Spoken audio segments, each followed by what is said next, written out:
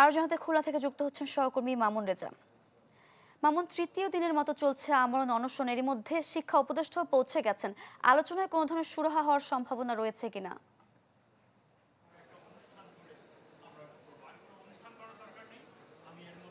সারিকা, শিক্ষা অন্তর্বর্তী সরকারের শিক্ষা উপদেষ্টা তিনি সকাল 9:45টায় কুয়েট ক্যাম্পাসে এসেছেন। এখন তিনি অনশনরত শিক্ষার্থীদের সঙ্গে কথা বলছেন।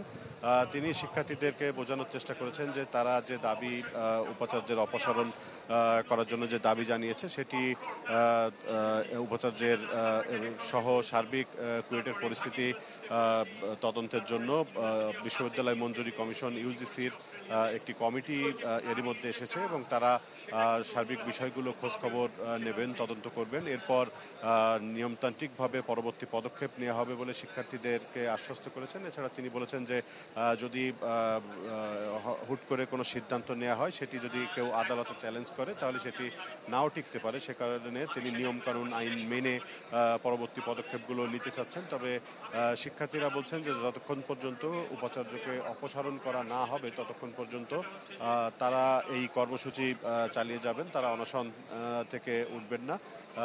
এই শিক্ষার্থীদের সঙ্গে আলোচনায় এখনো কোনো ফলাফল আসেনি। শিক্ষার্থীরা উপদেষ্টার সঙ্গে আলাপ করছেন কেন তারা এক দফা দাবিতে গেলেন এবং গত 18 ফেব্রুয়ারি যে কুয়েটে সংঘর্ষ হয়েছিল সেই সংঘর্ষের পরবর্তীতে এ পর্যন্ত যে ঘটনাগুলো ঘটেছে সেই বিষয়গুলো উপদেষ্টাকে অবহিত করছেন। একই সঙ্গে শিক্ষা উপদেষ্টা বিভিন্ন প্রেক্ষাপট তুলে ধরে শিক্ষার্থীদেরকে একটু ধৈর্য ধরে অপেক্ষা করার জন্য, সরকারের পদক্ষেপের জন্য অপেক্ষা করার জন্য আহ্বান জানাচ্ছেন। এখনো পর্যন্ত কোনো সিদ্ধান্ত আসেনি।